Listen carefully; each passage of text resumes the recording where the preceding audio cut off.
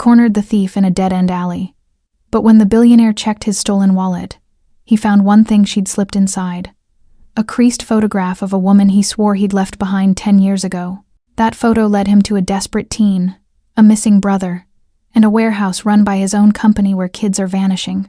Now, his $10 billion empire is built on a lie, and the CEO has 24 hours to find the missing boy before his corporation eliminates the evidence and the girl. This is the story of how a stolen wallet forced a powerful man to choose between saving his life's work or saving his own child. Before we go deeper into this story, tell me in the comments, where are you listening from right now? And make sure you hit subscribe and turn on the notification bell, because tomorrow I'm sharing another powerful story that will change how you look at strangers on the street. Aaron stood frozen in the alley, the scent of ozone and spilled coffee sharp in the cold air.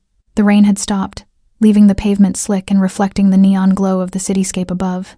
He looked from the faded photograph, the same sharp chin, the same impossible intensity, to the girl, Zuri, standing defiantly on the discarded shipping pallet. Lena. Her name was Lena. He finally ground out, the name a rusty hinge in his throat. His corporate ice cracked, exposing a confusion he hadn't felt in a decade. May, positioned slightly behind him, went completely still. Lena. May had been a junior programmer when Lena was organizing activist rallies against Ward Global's first big IPO, arguing the firm was prioritizing profit over principles. May remembered the heated, whispered arguments on the rooftop terrace, the night Lena had walked away, her profile a silhouette against the rising city lights. He chose the money, she'd thought, and now it's come back. Zuri watched them both, her face a mask of hardened indifference. Yeah, Lena Cruz. Her voice was flat, practiced. She told me and my older brother, Noah, stories about Aaron Ward, the man she loved but couldn't chase because he loved his buildings more. Zuri explained that Lena had died months ago. She and her brother, Noah Cruz, had been scraping by since, Noah taking on under-the-table logistics work to keep them out of the city's system. He got a job a month ago, Zuri continued, her composure finally beginning to tremble. A warehouse out in Harlem. It's tied to Ward Urban Developments. May shifted slightly at the subsidiary's name. A week ago, he stopped coming home. The warehouse manager claims he walked off the job. The police wrote it off as a runaway. Social services told me if I keep making noise, they'll move me to a new group home, miles away. She dropped the wallet onto the pallet. I tried to get past security in your lobby. I got thrown out. That wallet, that was the only plan I had left. I had to force you out here, into our world. May's data link had already pulled the internal reports Zuri's story triggered. Minor accidents, tenant disputes solved quickly with large payouts, relocation packages that seemed suspiciously generous, the kind of reports she'd flagged but never followed up on. She felt a quiet, cold alarm spreading in her stomach. Something was rotten under the glossy PR skin of the Harlem project. Aaron shoved his hand through his perfectly sculpted hair. I don't know you. I don't know a Noah. You think a photo and a name give you access? I need proof. Zuri's eyes flashed with a sudden, devastating fire. She took a step closer, her voice rising in a raw, desperate snap. You can take your proof. I just need my brother alive. The line didn't demand an answer. It hit him harder than the photo, harder than the memory of Lena. Aaron closed his eyes for a moment, then opened them, the cold certainty returning, but now aimed outward. May, cancel everything. Get the car brought around now. He looked at Zuri. Show me where you live. Show me the warehouse. May watched him, rerouting his entire day. For the first time in years, the founder of Ward Global was stepping out of the glass tower and into something messy and terrifyingly human. They drove from the soaring glass and sterile chrome of Midtown, past the invisible line, the architecture growing worn, the brick heavier, painted signs replaced by faded graffiti. They pulled up outside a vast, anonymous warehouse. The security cameras were positioned with surgical precision, pointing conveniently away from the staff entrance and loading dock. A massive guard stepped out, his posture immediately rigid. As Aaron stepped onto the cracked asphalt, the guard's face flickered with recognition and pure, undisguised fear. Mr. Ward, the guard muttered again, the radio clip cold against his fingers. They said you'd never come down here yourself. Aaron didn't break stride. His voice was dangerously soft, a tone he usually reserved for hostile mergers. Cancel that call. This is an impromptu inspection. You can log us as executive audit. I want the supervisor. Now. May stepped past the petrified guard, flashing a digital credential that bypassed the gate's security lock. The guard scrambled to open the massive roller door, shooting a furtive, nervous glance over his shoulder before reluctantly letting them pass. The air inside the Ward Urban Development's warehouse was thick with the dust of cardboard and the hum of faulty fluorescent lights that flickered over endless aisles of shelving. The overwhelming impression was one of silence. Teen workers, some looking barely old enough to drive, moved boxes with their heads down, their movements rote and subdued. No one met Aaron's eye. The supervisor, a bulky man named Frank Dole, appeared from an office, his shirt damp with sweat despite the building's chill. He plastered on an overly friendly grin that didn't reach his eyes. "Mr. Ward, what an honor. Couldn't you have given us a heads up? We're looking for Noah Cruz." May cut in, her tone neutral, holding out her tablet. Frank's smile vanished. He wiped his palms on his trousers. Cruz. Unreliable. A shame. Quit last week. Walked right off the job. We have his termination file right here."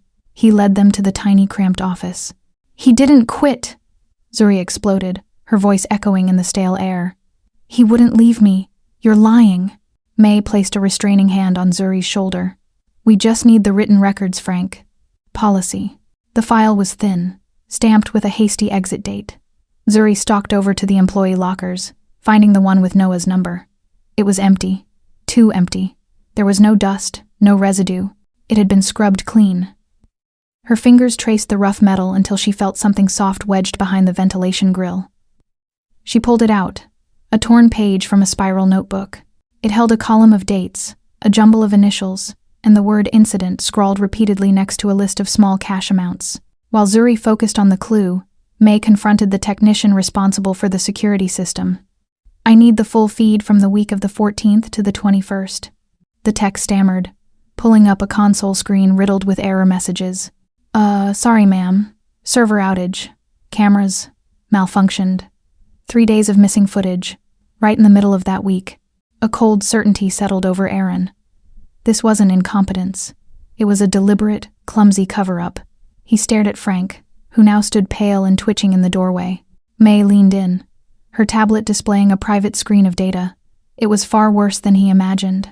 A pattern, recurring injury reports, all filed on the night shift, all managed by Frank Dole, and all involving the same demographic of teen workers. "This facility, and 2 others like it, are feeding the cost savings you bragged about in the Q3 report, Aaron," she whispered. Back by the car, May quickly produced a small, sterile DNA kit from her bag, a precaution she always carried. "It's a private lab, quick turnaround, just to establish your legal standing if we need it." Zuri lifted her chin and silently allowed him to swab her cheek. Her eyes held no trust, only a silent challenge. "You're doing the minimum. Now let's see if you can be a father or just a powerful man walking away again." As they pulled away, Zuri gripped the notebook scrap and glanced back. "The black SUV," she murmured. "The one with the tinted windows. It wasn't there before." A man in the driver's seat lowered his camera slightly. May tracked the license plate in her side mirror. It belonged to a shell corporation, a logistics firm that, she knew, was a wholly owned subsidiary of Ward Global. The SUV pulled out and began following them, maintaining a careful distance. Zuri's voice was barely a whisper. "They were never scared of me. They're scared of you noticing." Aaron's jaw tightened, his eyes meeting May's panicked reflection in the rearview mirror. "Then let's give them something to be afraid of," he said, but he had no idea just how far this rot went. Aaron didn't so much walk into his top-floor office as he stormed it, the polished marble of the floor seeming to recoil from the dirt of the street still clinging to his shoes. He slammed his tablet onto the mahogany desk, the noise echoing in the sudden, panicked silence of his staff. "Full internal audit. Now," he clipped, shrugging off his jacket. "Everything connected to Ward Urban Development's Harlem logistics operation, starting 3 years ago. Financials, personnel files, security logs, pull it all." The legal and PR teams, already gathered in the conference bay, stared in horror. They knew what digging into that black box meant: potential lawsuits, regulatory headaches, and a reputation disaster if the news of underage labor and missing persons reached the media. An emergency video call was patched through, projecting the grave, pixelated faces of his board members onto the office wall. They spoke in hushed, nervous tones about fiduciary duty and market stability. "Aaron, my boy, you need to step back," cautioned the chairman, his face a roadmap of old money and caution. "We appreciate your concern, but the stock is sensitive right now. Let compliance handle this quietly. We'll offer severance, non-disclosure agreements, whatever it takes to make it vanish." Then, Victor Hale appeared. Aaron's chief operating officer and longtime loyal ally, Victor was always the cool head in a crisis. He leaned into the camera, a practiced expression of icy competence on his face. "Aaron, I've already drafted a statement," Victor said, his voice a smooth, low register. "A generic incident review acknowledging irregularities in a subsidiary's management. We sign this, we issue it, and we contain the damage. It isolates the problem, shields the main corporation, and ensures the quarterlies remain solid." He subtly pushed a file folder, the document that would bury Noah Cruz and Zuri's whole world, toward Aaron's monitor. Aaron ignored the file, his attention on May, who was frantically running diagnostics on the injury reports from the warehouse. "It's a pattern, Aaron," she whispered, not looking up. "Multiple families paid out, signing ironclad NDAs and relocating after minor accidents during the night shifts. It's an efficient, cost-cutting system." Zuri, who had been sitting quietly in the corner, her body coiled with tension, looked up. She pulled out the burner phone Noah had given her before he went missing. "He sent me this," she said, her voice trembling. A text, a blurred photo. The screen was grainy, showing a manila folder on a desk, marked in bold black letters. "Shadow Program, Youth Temp Initiative." Below the photo were 3 words. "If anything happens, it's not an accident." May's fingers flew across her tablet, her eyes widened. "The code name is real," she breathed. "I found it. A highly restricted internal project, run jointly by Ward Urban Developments and, unofficially, by Victor's logistics wing. It was signed off on by the COO's office 6 months ago." Aaron didn't need to ask who the COO was. He felt a sudden, profound betrayal, colder than the air conditioning in his marble tower. At that exact moment, his personal email pinged. "DNA test complete. Result ready." Aaron froze, his finger hovering over the message.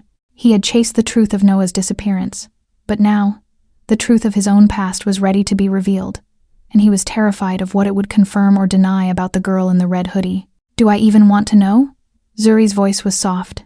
She stood framed in his doorway, the flickering reflection of the city lights in the glass behind her. She looked between the powerful CEO and the blinking screen, her future and his hanging on a click. Aaron took a deep, unsteady breath, the sound of the waiting board members muted in his ears. The screen flashed, "Result ready," as the chapter ends without revealing the answer. Do you think the DNA test will say Zuri is really Aaron's daughter, or is fate playing a cruel trick? Comment your guess below, and make sure you're subscribed so you don't miss the truth in the next part of this story. Aaron didn't click the email. He couldn't. The truth about Zuri could wait. The truth about Noah could not.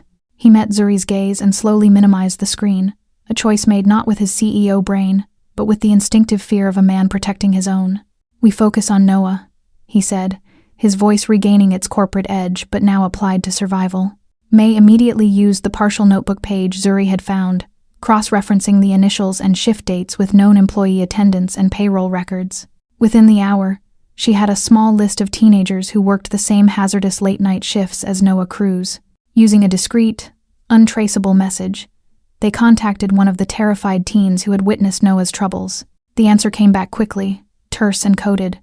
An address in Harlem, an abandoned, boarded-up building that had once been a church. They found Noah in the crumbling stone basement, lit only by a cheap battery-powered lantern. He was thin, bruised beneath his threadbare jacket, and exhausted, but alive. Zuri rushed to him, burying her face in his shoulder. "Noah, you idiot! Why didn't you call?" "The phones are tracked," Noah rasped, pulling away. He looked directly at Aaron, his eyes wide with distrust. "They told me to disappear. I didn't just quit. I filmed them." Noah explained that the warehouse managers weren't just using underage workers. They were staging injuries and threatening the young temps, ensuring silence through fear and hush money. When Noah started documenting the unsafe conditions and the shadow program, Youth Temp Initiative, the threats became real. He recounted a meeting where a man, specifically named as working for Victor Hale's logistics division, had cornered him. "He told me if I didn't vanish, there'd be an accident. I knew they meant it." He pulled a cheap, scratched USB drive from inside his shoe. "It's all here. video of kids getting hurt, supervisors laughing, and a recorded order to fix it off the books straight from the top brass. As May quickly plugged the drive into her highly encrypted tablet, the cellar door upstairs groaned open. The sound of heavy footsteps echoed on the stone staircase. "They found us," Noah hissed. Outside, the dark SUV they'd seen at the warehouse had arrived, disgorging 3 large men carrying heavy tools or weapons. It was a targeted ambush. "Move!" Aaron roared, shoving May and Zuri toward a small dark side tunnel beneath the altar. But before they could reach it, Noah shrieked, "Go! I'll draw them off!" He bolted toward the main stairs, knocking over the lantern, plunging the basement into blackness. A tense, desperate chase erupted. Aaron grabbed Zuri, pulling her behind him as he stumbled up the stairs. They burst out of the church's side exit and into a narrow, filthy alleyway. May was frantically trying to get through to 911, her voice tight with panic. But the attackers had anticipated this. One of the men, broader than the rest, had looped around the church and now stood blocking their escape route. Noah appeared from the shadows, momentarily distracting the man, giving Zuri and Aaron a vital second to escape. But as they cleared the alley and hit the relative safety of the main street, Zuri turned back and screamed. The attacker had lunged, his bat swinging with brutal force. Noah collapsed onto the pavement, a sickening thud swallowed by the night. Blood blossomed darkly against the gray concrete. Aaron turned and sprinted back. The attacker, seeing Aaron's tailored suit, hesitated only for a moment before snatching a discarded object near Noah's body, but too late. The USB drive, dislodged by the impact, skittered across the wet ground, stopping just inches from the rusted iron grate of a storm drain. Does Noah survive? Does the evidence get lost? The stench of blood and fear was replaced by the antiseptic sting of the hospital E. May, having finally connected with a frantic 911, had used her executive credentials to bypass the standard intake, getting Noah straight to the front of the line. Aaron hadn't stopped running until they were inside, clutching the small USB drive like a priceless jewel, and the distraught Zuri like an anchor. Zuri was inconsolable, curled in a plastic chair outside the operating room, sobbing with the kind of raw desperation Aaron hadn't heard since he was a child. "It's my fault," she choked, the words muffled in her knees. "He went back for us. I brought the whole mess to the light." Aaron knelt beside her, the fine silk of his trousers ignored on the dirty floor. "No, this rot was already here. I built the system that let this happen." He pressed the faint cold metal of the drive into her hand, wrapping his palm over hers. "He's going to be okay, I promise you. And this time, Zuri, I won't walk away from protecting you both. Not for the company, not for anything." Hours later, as the surgical team worked, Victor Hale arrived. He was impeccably dressed, his composure chillingly intact, a stark contrast to the trauma surrounding them. He didn't ask about Noah. "I warned you to sign the review, Aaron," Victor said, his voice a low, precise instrument of control. "I told you to let compliance handle it." Aaron stood, towering over his COO. "You call using minors in dangerous conditions and assaulting them to silence them necessary optimization?" Victor didn't flinch. He leaned in, his eyes cold. "I call it maintaining the profit and loss structure you created, but that's irrelevant now. We have the nuclear option. If you go public with that evidence, I walk to the press with a trove of files. I have old footage of Lena at protests, calling you an exploiter, a perfect narrative for the media. I will frame the Cruz family as grifters who targeted you for a payout. I will tank the stock, crash the company, and wipe out thousands of legitimate jobs. Do you want to destroy everything you built just for 2 kids? Aaron felt the familiar, terrifying pull of the corporate machine. The cost of truth was ruin, personal, financial, and professional. "So, we're just numbers on a spreadsheet again?" The voice made them both turn. Zuri, eyes red and swollen, had walked silently to the doorway and heard everything. Her face was set in a devastating blend of pain and contempt. Before Aaron could answer, May stepped into the hallway, her expression drawn but resolved. She held up her executive card. "If you protect Victor, Aaron, I'm done. I will walk out, and I will anonymously leak everything I know about the Shadow program to the SEC and every major paper. But if you choose to expose this rot and clean it up, I'm with you until the end." Aaron looked from Zuri to May, then back toward the swinging doors of the operating room, where Noah lay fighting for his life. In an instant, the company, the stock, and the legacy he had chased for 20 years turned to dust. He realized the most painful thing wasn't losing his empire. It was losing the last two people who truly saw him. A doctor finally emerged, exhausted but smiling faintly. Noah would live, but the men who attacked him and the system that ordered it wouldn't stop. The threat remained. Aaron pulled out his phone, his finger hovering over the contact for corporate communications. He was done negotiating. He looked at May. Book the auditorium.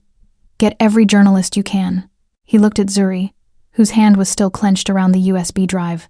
Bring the evidence. Victor's phone buzzed with an incoming text from his number. Think very carefully about your next move. You won't walk away from this. Aaron dismissed the threat. He walked away from the hospital room, his tailored suit suddenly feeling like armor, moving toward the shimmering glass tower not to save it, but to burn it down. He stepped onto the podium, the lights blinding, the camera shutters swarming. Zuri watched from a small hospital television screen, her hand tight around the faded photo of her mother. If you had to choose between saving your life's work or saving the people your work has hurt, what would you do? Let us know below. Hit like if you're still with this story, and subscribe so you don't miss how Aaron answers that question. The auditorium was a blinding flash of strobes and camera lights, a hungry vortex of media chaos. Aaron stepped onto the podium, the glass and marble tower of Ward Global silently judging him from above. He wasn't the smooth, polished, cashless king that the media usually adored. He was shaken, his face etched with exhaustion and raw honesty. He didn't waste time. He looked straight into the primary lens, gripped the edge of the podium, and blew the whistle on himself. Today, I am not standing before you as the CEO of Ward Global, Aaron began, his voice cutting through the noise. I am here as the man responsible for the unchecked rot in this corporation. He confessed everything. The existence of the shadow program, Youth Temp Initiative, the deliberate cover-ups, the use of hush money to silence victims, the systemic exploitation of vulnerable youth in the Harlem properties, and the brutal assault on Noah Cruz. He named his COO, Victor Hale, and announced the immediate termination of every executive involved, promising full cooperation with federal and local authorities. Aaron then committed to using his power and his fortune for genuine repair. He announced a massive fund for comprehensive compensation for every victim, the establishment of a legal defense fund to aid workers against corporate retaliation, and the immediate transfer of control for the entire Harlem property portfolio. Those properties would be transformed into safe, community-led housing and job programs, dedicated to sustainable development. The backlash was instant and violent. The stock plummeted, forcing trading halts. The board exploded in televised panic. Security footage from the executive wing soon showed Victor Hale being escorted from the building in handcuffs, his composure finally shattered. But outside the glass walls, a different current flowed.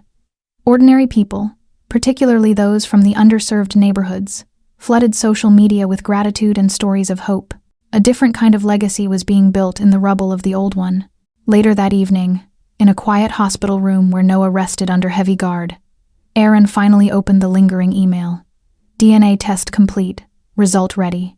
His finger trembled as he clicked. The screen filled with sterile text. Probability of paternity, 0%. Aaron stared, a profound stillness settling over him. Zuri wasn't his biological daughter.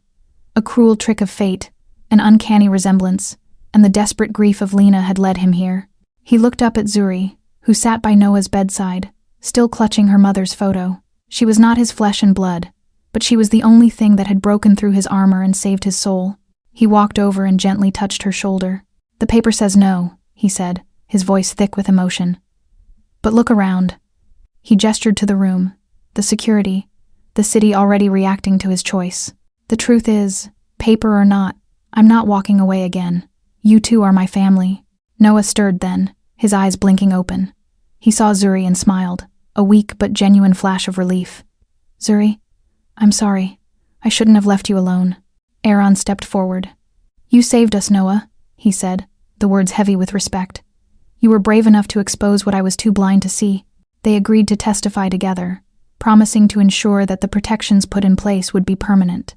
Weeks later, the dust was settling. We see Zuri in a new school uniform, but still rocking her favorite red hoodie clean now, but a badge of honor. Aaron and May, now serving as the leaders of the new Ward Global Foundation, walk with her through the beautifully restored community center in Harlem, the centerpiece of the new initiative. On the main wall, framed under a dedication plaque, is the smiling, Fiery photo of Lena Cruz. Later, Zuri tapes a drawing to Aaron's once empty penthouse fridge.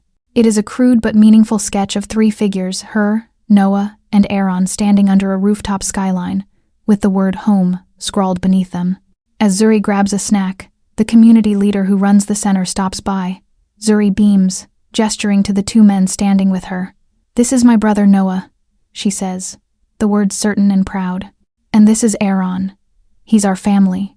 A stolen wallet forced a billionaire to finally pay a different kind of debt, the one he owed to the people he left behind. Aaron Ward lost his empire, but he found his humanity, his purpose, and the unexpected family he never knew he needed. If this story touched you, drop a heart in the comments, share it with someone who needs hope today, and make sure you're subscribed so you never miss another powerful story like this one.